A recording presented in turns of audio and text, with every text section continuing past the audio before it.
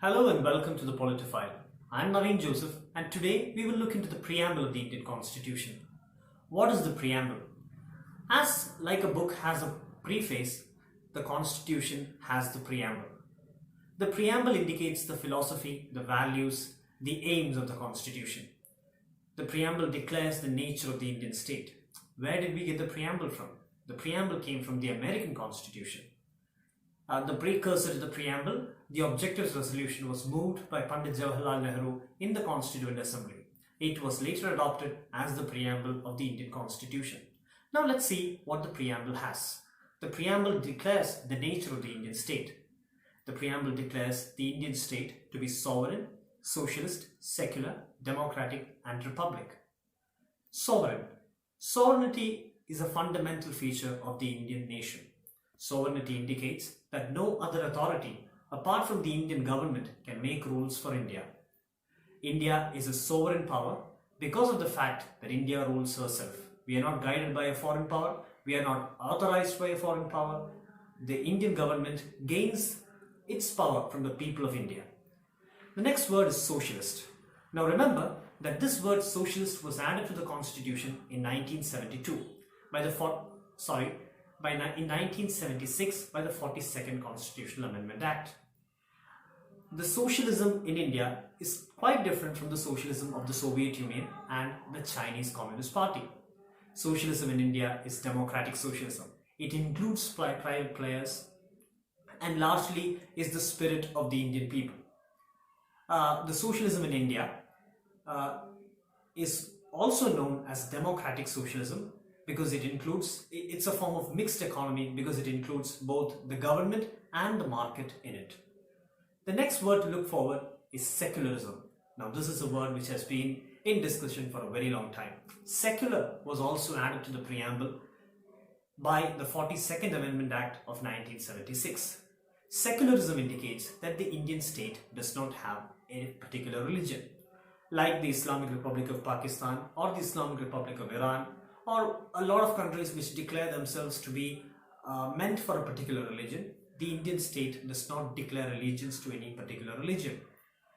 The state does not foster a particular religion but respects every religion and allows its citizens to practice the faith of their choice. This is enshrined in the fundamental rights of Article 25 and so on. The other word which is very important in the preamble is the word democratic. Now, as you know, India is a democracy like many other democracies, the UK, the US, France and so on. What is Indian democracy? Indian democracy stands on the value of universal adult franchising. It means that every Indian citizen has one vote and each person's vote carries one value. So India, as you are aware, is a democracy. The other word is republic. What is a republic? Republic is a word used to define states which have an elected head of state. In India, that is the president. In the UK, it is in the USA also, that is the president. But in the UK, as you are aware, the UK is a constitutional monarchy, which means that the head of the state is not elected, but a hierarchy which is passed on by ages.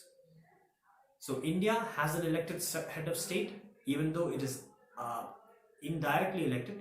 The President of India is indirectly elected. India is a republic. The preamble declares certain values to the Indian state. These are liberty, equality, fraternity and justice. The preamble ensures justice, social, economic and political, which means, as I mentioned in the case of a democracy, every person has one vote and one vote has one value. This is the concept of political justice. What is social justice? Every individual, irrespective of his background, his social, economic background or economic background, is treated equally by the Indian state. This is the concept of justice. Liberty is a very important value which the preamble guarantees to its citizens. The Constitution from Article 19 to 24 talks about various types of freedoms, and these are guaranteed to each and every individual in this country by means of rules and regulations, which means that you don't have absolute rights, but you have qualified rights. Another word which has been mentioned in the preamble is fraternity. Fraternity is the concept of brotherhood. And fraternity is what leads to the unity and integrity of the nation, which means that unity and integrity in this country is not from external factors, and it is indestructible, which means that unity and integrity of the country comes from a concept of universal brotherhood among the citizens of India. So these values, liberty, equality and fraternity, are taken from the French Revolution.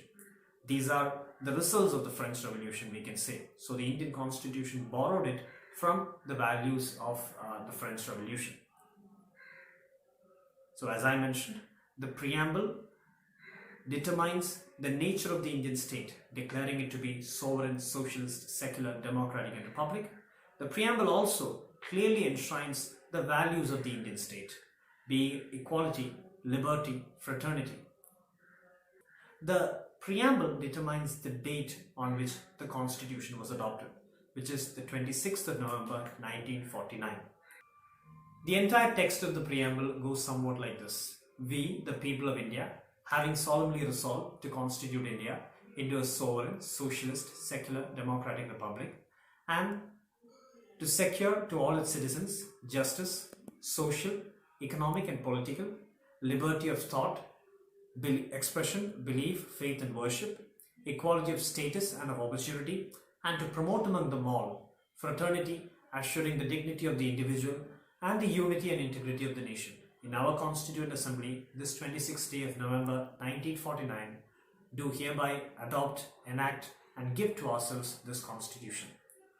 Now there are two important things which one should know about the preamble. The first one is whether the preamble is a part of the Constitution, and the second whether the preamble can be amended. The Supreme Court in the Barubari Union case of 1960 stated that the preamble is not a part of the Constitution, but in the Keshwananda Bharati case of 1973, the Supreme Court reverted its position and stated that the preamble is a part of the Constitution and it can be amended only subject to the basic structure of the Constitution, which means that according to the basic structure doctrine of the Constitution, the preamble can also be amended. So that is pretty much all about the preamble of the Constitution.